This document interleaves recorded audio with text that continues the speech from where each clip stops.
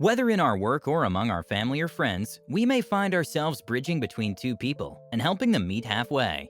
Sometimes negotiators may be confused about what strategy to use in such situations.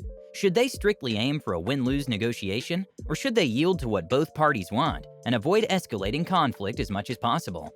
They argue that negotiators should be bargainers, aiming to help both parties get what they want. In this book, Fisher and Urey present different principles for effective negotiation to help them get their sought-after yes. Here are the top 7 lessons from the book Getting to Yes: Negotiating Agreement Without Giving by Roger Fisher and William Urey. Lesson 1. Separate the people from the problem.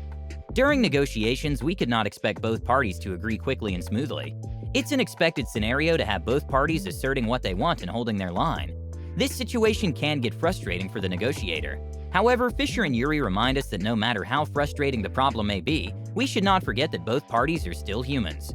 Thus, negotiators should also be in touch with both parties' feelings and needs, looking at the problem from the other party's point of view. By doing so, we would have a better understanding of their circumstances. We should also allow them to express their thoughts and feelings without judgment for the negotiation to be successful. Lesson 2. Focus on each party's interests. In some negotiations, both parties may come from different positions or hierarchies. For example, there are negotiations between a teacher and student, parent and a child, or between employer and employee. In this case, the negotiation may not proceed smoothly because of the inherent inequality between the parties.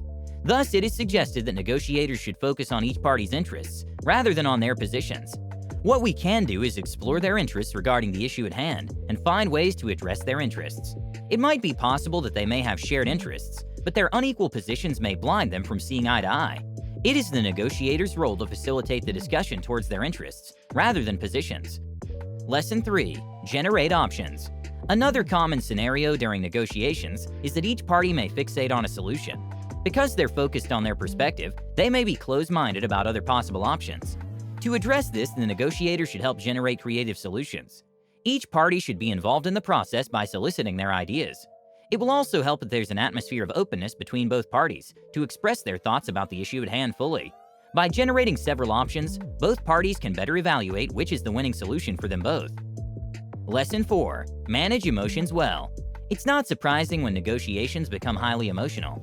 This situation is acceptable and natural, but needs to be managed well, not to escalate the problem even more. Managing emotions does not mean that we prevent each party from feeling frustrated or angry, but this simply means that negotiators should do their best to facilitate the expression of these emotions appropriately. For instance, we can use one technique by setting a rule that only one party could get angry at a time. In this way, each party will have the chance to express what they're feeling without leading to arguments.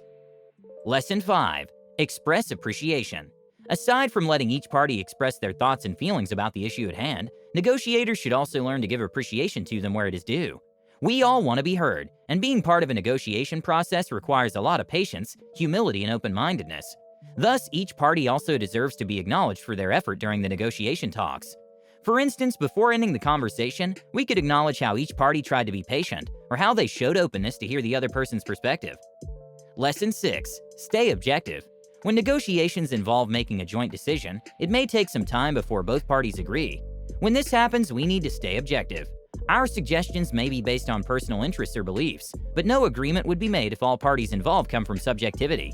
Thus, we should have data or objective criteria to support each suggestion we raise. Sometimes other people involved could also pressure us to take their side. But we should remain objective about the issue and stick to empirical data and principles. Once everyone sees that the solution has a clear and objective basis, they will be more accepting of it and will not lead to another issue or problem. Lesson 7. Choose to respond rather than react. Usually during negotiations, our instinct is to react to whatever the other party throws at us. If they try to question our opinions, we defend our point of view and argue back. And before we know it, we've entered into a vicious cycle of action and reaction. So instead of reacting, we should learn to respond appropriately to whatever the other party says or does. For instance, if they try to question our suggestion, instead of defending it, we could ask them what they think is wrong with it and what they believe can be done to improve the idea. Who knows, they might have a point. Also, if we want to raise something regarding the other person's opinion, we could state it as a question rather than a statement. In this way, both parties can get their views across by simply answering each other's questions. Most importantly, when the other party attacks our ideas, we should not take them personally. They're arguing against our view, and not against the person. In conclusion, negotiating can be challenging, but it could end successfully if we follow the strategies offered in this book. Negotiations do not necessarily have to involve heated arguments, nor cause any strain in relationships, if it's just done and managed well. Negotiations will only be successful if it leads to an understanding or agreement among the parties, if it's done efficiently, and if it improves or does not damage the relationship between parties.